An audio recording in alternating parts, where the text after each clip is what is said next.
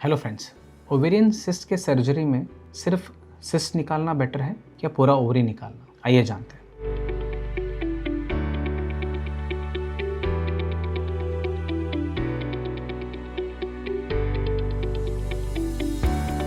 मेरा नाम डॉक्टर प्रवीण कुमार है। मैं कैंसर सर्जन हूँ। डाइजेस्टिव सिस्टम कैंसर्स और गायनेकोलॉजिकल कैंसर्स मेरा स्पेशलिटी है।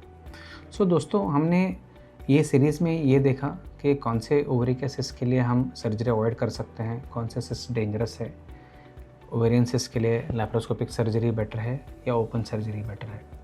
तो आज हम डिस्कस करने जा रहे हैं कि सिस्ट के सर्जरी में सिस्ट निकालना बेटर है या पूरा ओवरी निकालना। ओवेरियन कैंसर, ओवेरियन मास, ओवेरियन सिस्ट को लेकर हमने काफ़ी कुछ चर्चा किया है और हम ये सारे टॉपिक्स को एक प्लेलिस्ट में हमने कंपाइल किया है और मेरे यूट्यूब चैनल पे अवेलेबल है। डेफिनेटली वो प्लेलिस्ट को आप देखिएगा आपका नॉलेज बढ़ाने के लिए। दोस्तों, जब हम ओवेरियन सिस्ट की सर्जरी की बात कर रहे हैं तो हम सर्जरी क्यों कर रहे हैं? हम सर्जरी इसलिए कर रहे हैं क्योंकि ये सिस्ट ऑब्जर्वेशन के लायक नहीं है और इसमें हम इसे डेंजरस मान रहे हैं। क्यों हम इसे डेंजरस मान रहे हैं? हो सकता है कि इसमें कैंसर की शंका हो, मतलब सिस्ट में कुछ सॉलिड कंपोनेंट मिले हैं या वैस्कुलरिटी ज़्यादा है, कॉम्प्लेक्स सिस्ट है, ये सारे फाइंडिंग्स हो सकते हैं। या हो सकता है कि इसमें पेशेंट को कंप्लेंट्स है, साइज़ की वजह से या सिस्ट के ट्विस्टिंग की वजह से पेशेंट को तकलीफ़ हो रहा है, ये चीज़ के लिए हम ऑपरेशन कर रहे हैं। या हो सकता है कि पेशेंट का CA-125 बड़ा हो, या हो सकता है पेशेंट को फैमिली में ब्रेस्ट या ओवेरियन कैंसर का हिस्ट्री है, या पेशेंट के खुद के रिस्क फैक्टर्स हैं, जैसे प्रायर ओवेरियन कैंसर है या ब्रेस्ट कैंसर है या दूसरे रिस्क फैक्टर्स हैं। ये सिनेरियो में हम सोच रहे हैं कि सिस्ट को ऑब्जर्व करना सेफ़ नहीं है और इसे ऑपरेट करना चाहिए। जब ऑपरेशन की बात आती है तो दो ऑप्शंस आ जाते हैं, एक तो सिर्फ सिस्ट निकालना या पूरा ओवरी निकालना। तो क्यों ये ऑप्शंस समझना ज़रूरी है? जब हम सिस्ट निकाल रहे हैं तो हम ओवरी जहाँ से वो सिस्ट निकल रहा है हम उसे बचा रहे हैं। हम उसे क्यों बचा रहे हैं? क्योंकि वो ओवरी का एक फंक्शन होता है, वो फंक्शन प्रिजर्व करने के लिए ये कर रहे हैं। ओवरी यूजुअली दोस्तों मेनोपॉज तक काम करता है। इंडिया में menopause usually around 48 to 52 years के उम्र में होता है। तो इससे कम वाली उम्र के पेशेंट में ओवरीज फंक्शनल रहते हैं। इनसे ओवरी के फंक्शन से हार्ट हेल्थ बना रहता है, मांसपेशियों का ताकत बना रहता है, हड्डियों में ताकत बना रहता है और साइकोलॉजिकल वेलबीइंग रहता है।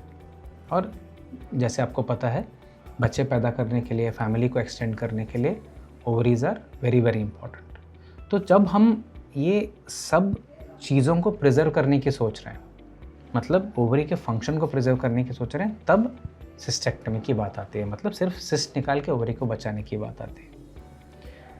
तो एसेंशियली सिर्फ सिस्ट निकालने का जो ऑप्शन है, ये यंगर पेशेंट जो मेनोपॉज के पहले की उम्र में जो आते हैं वो पेशेंट के कंसर्निंग रहता है।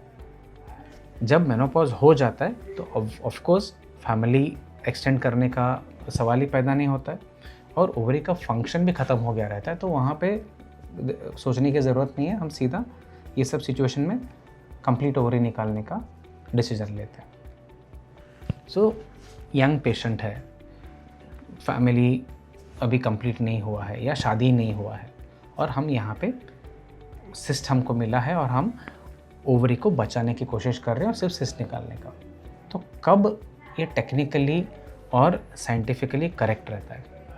ये तब करेक्ट रहता है जब हमें एश्योरिटी है कि यहाँ पे कैंसर का रिस्क नहीं है। वो कैसे पता चलता है? हम पेशेंट का फैमिली हिस्ट्री देखते हैं, पर्सनल हिस्ट्री देखते हैं, CA-125 देखते हैं, थोड़े पेशेंट्स में HE4 और रोमा इंडेक्स भी होता है, वो चेक करते हैं। और सोनोग्राफी पे तो हमें थोड़ा आइडिया मिलता ही है, बट यूजुअली जब हम सर्जरी के लिए जा रहे हैं तो MRI और CT स्कैन ज़रूर होता है ताकि कुछ मिस ना हो जाए।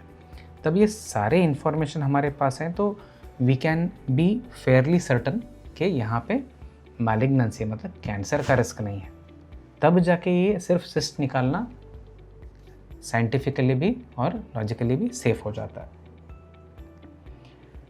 तो सिस्ट रिमूवल जो है वो ऑप्शन तब रहता है तब इसमें कैंसर का चांस नहीं है और ये टेक्निकली फिजिबल है और यूजुअली ये यंग पेशेंट्स में कंसिडरेशन दिया जाता है।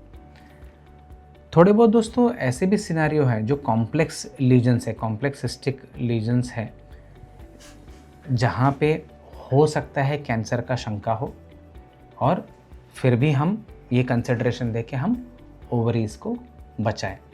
ऑफ कोर्स ये जब होता है तब अगेन यंग पेशेंट्स में हो सकता है कि हमें एक शंका है कि जर्म सेल ट्यूमर हो या बॉर्डर लाइन ट्यूमर हो यंग पेशेंट्स में, बट यहाँ पे हमें ट्यूमर का ट्रीटमेंट भी करना है, at the same time ovary का हार्मोनल फंक्शन भी बचाना है और फर्टिलिटी मतलब फ्यूचर फैमिली के लिए, फैमिली को शुरू करने के लिए भी हमें ओवरी बचाना है। तो ये सिनेरियो में दोस्तों ये थोड़ा यूनिक सिनेरियो होता है जहाँ पे आफ्टर थरो इवैल्यूएशन हम पेशेंट के साथ और फैमिली के साथ 1-to-1 डिटेल में डिस्कशन करते हैं कि क्या क्या ऑप्शंस हैं। तो यूजुअली हमने ये देखा है ये सिनेरियोज़ में स्पेसिफिकली अगर हम सिर्फ सिस्ट या लीजन को निकाल रहे हैं और ओवरी को बचा रहे हैं तो रिकरेंस का रेट ज़्यादा रहता है, मतलब बीमारी वापस आने का रिस्क ज़्यादा रहता है। तो ये हमें पेशेंट के साथ डिस्कस करना रहता है, फर्टिलिटी के दूसरे ऑप्शंस को भी हमें इवैल्यूएट करने रहते हैं और एक म्यूचुअल डिसीजंस होता है कि उस सिचुएशन में जहाँ पे कैंसर का शंका है, हो सकता है कोई भी दूसरे कैंसर का, अलग अलग वैरायटी के कैंसर्स होते हैं, तो वो सिनेरियो में वो क्या चूज़ कर रहे हैं, क्या वो ओवरी को बचाने का सोच रहे हैं या ओवरी को सैक्रिफाइस करने का सोच रहे हैं। तो ये एक स्पेसिफिक सिनेरियो है, स्पेशली जहाँ पे दोनों ओवरीज भी इन्वॉल्व हो सकते हैं। तो वहाँ पे हमको 1-to-1 डिस्कस करके ये डिसाइड करना रहता है कि क्या इसमें हम बचा सकते हैं क्या।